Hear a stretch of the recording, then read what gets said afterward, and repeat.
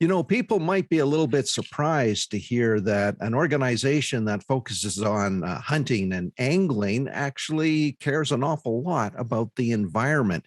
And I guess if you stand back and really think about it, it makes a lot of sense. It's a real pleasure to introduce Glenn Heather, who is the current chair of the environmental portfolio, if you will, of the AFGA. Glenn, thanks so much for taking some time and chatting with us today. Thanks, Michael. I appreciate being asked to participate. So let's talk a little bit about, first of all, how your background in terms of coming into this chair. Do you have a background in environment, or is it just something that you really are keenly interested in? Well, I wish I had more of a background in environment now that I'm starting to get a little bit more familiar with the role. So no, actually, I don't have any environmental experience.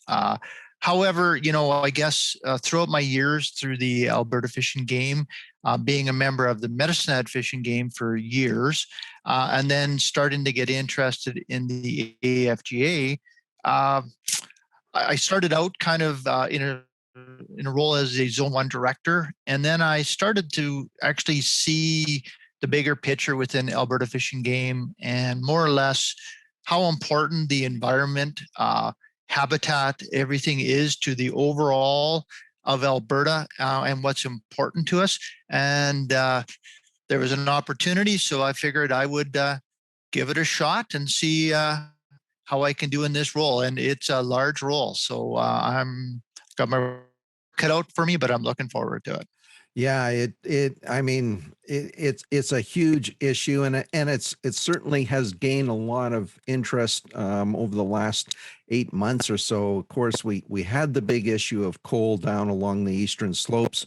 There are still some other coal projects taking place in that area. Where does the Alberta Fish and Game Association stand on that activity?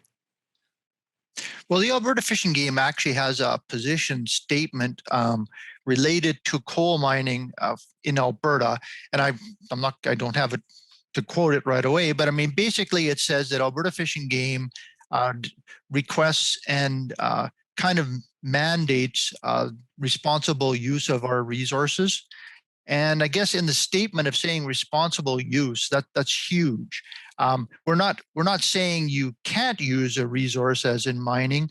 What's important is that you use it responsibly, which would be, you need to have the proper environmental studies. You need to make sure there's no negative consequences. So it's quite huge. As Alberta Fish and Game's position on this is, we don't want to lose a resource and then have negative consequences. So it's quite important to us. Are you I guess the AFGA big question, prepared or have gone before various committees to offer a position? Yeah, so we were invited as well as other major stakeholders to the for the government, for the Coal Policy Advisory Committee. So we did make a position or a statement related to that. We were invited to take part in the consultation for step one, at which point we were, like with most organizations, we're very concerned. BC has had some very serious issues related to coal mining. There's data, there's facts, there's a lot of items that are known that why would Alberta not want to make sure we don't learn the hard way as BC did, for example. So we want to make sure the Alberta government is prepared to take the right position on coal exploration. As mining has so many negative consequences. Yeah, we're very concerned, and as it turns out, so are others. So it looks like the overall opening up of coal in the future may not be in the books anymore. When you cast your eye at other issues, Glenn, we could fill up hours talking about what's going on, but I mean everything from gravel pit operations near spring-fed creeks to the forestry activity in prime hunting areas to oil and gas exploration. All of these factors. I guess how do you prioritize all of those issues and present some kind of sort of coherent plan to your members on what you should be going after?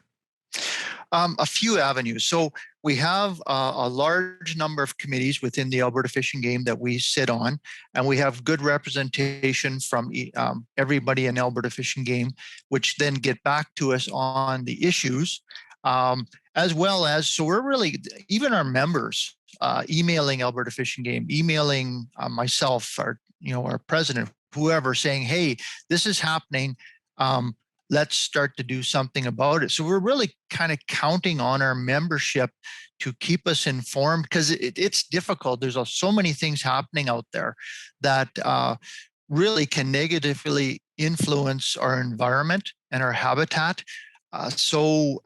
It's kind of endless. And then once we get an idea that something is happening, we'll get some information, we'll get facts, and we'll work with the different organizations to make sure that doesn't negatively affect our Alberta environment and habitat. Well, you just preceded my next question, and that is working with other conservation groups, and there are a number of them. Some of them I know that you don't necessarily agree with, but still, I guess a common issue might find a united front. Is that how you see the role? Very much so. I mean, yes, so there's different organizations, and everyone might have different principles or different initiatives that is important to them. However, at the end of the day, Alberta only has a finite number of resources and land and crown land. So in a lot of ways, we really need to work together to make sure we're protecting and making Alberta's environment, what we have, better. So, and that's lots of people, lots of different organizations, even part of this coal advisory committee. We had an Indigenous representative there. And I'll be honest, he really opened my eyes that all of us as organizations, I guess I shouldn't speak for all of the organizations, but even within Alberta Fish and Game, we really don't consult or get even our Indigenous people involved, and really their initiatives are the same as ours. So it really needs to be a team effort to try to make sure Alberta can sustain its current environment and habitat for our fish, wildlife, everything that we like to do. And how much interaction is there between you and the other chairs, I guess, Glenn? Because when you look at some of these issues, I mean, whirling disease, chronic wasting disease, invasive species, they all interact with the angling, they all interact with the hunting world. Yeah, you're bang on, Michael. Like, I mean, the fact is, because environment is basically everything. Any hunting issue, fishing issue, environment related to camping, anything, it's really all related. So from the other chairs, we work closely together, because it's really not fishing chairs issue or hunting chairs, or it's really all of our concerns. So we really much feed on information from each other, how to best to approach the betterment of Alberta and all of our members throughout the Alberta Fish and Game.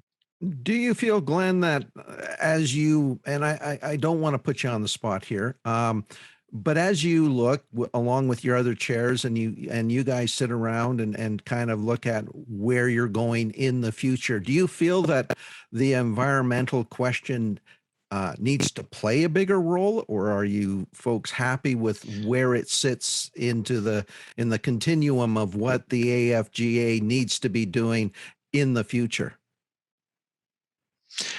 Great question. And so we're really, through the Alberta Fish and Game, we're kind of evaluating our kind of purpose, if you want to say, our mission, our vision. And I can't give a great answer to say it's going to be one way or the other. However, because environment and habitat is encompassing, without that, I don't know that we have the Alberta that we need. And it's so interesting, and even for Albertans, like every weekend, everyone jumps in or a large percentage jump in their campers and off they go into the wilderness, which they all seem to enjoy. Yet, are we actually putting the priorities on it that we need to? Because without that, that's a huge resource for all Albertans. So it's a big question.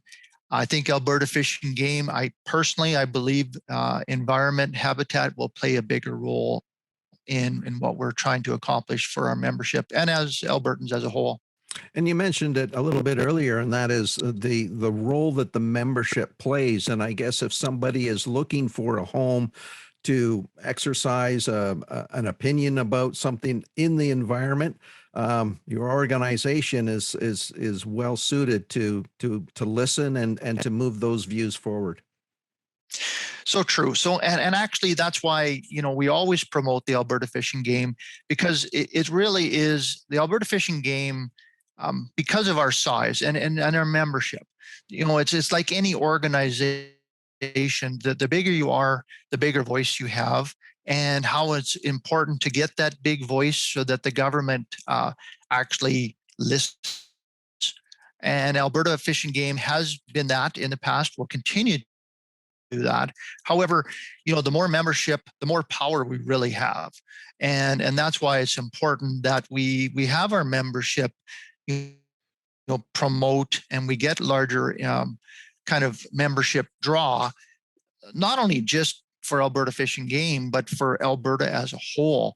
And we're not really just a hunting or fishing organization. We're trying to make better Alberta for all Albertans. And so it really is just more broad than just that organization. And I think our initiative going forward will kind of state that a little bit more too as well. Glenn, there are no shortage of issues, as I said, that we can talk of. I look forward to continuing this conversation in the near future and maybe drilling down on some of the specific items that you're dealing with. Thanks again so much for your time today. Thank you very much, Michael.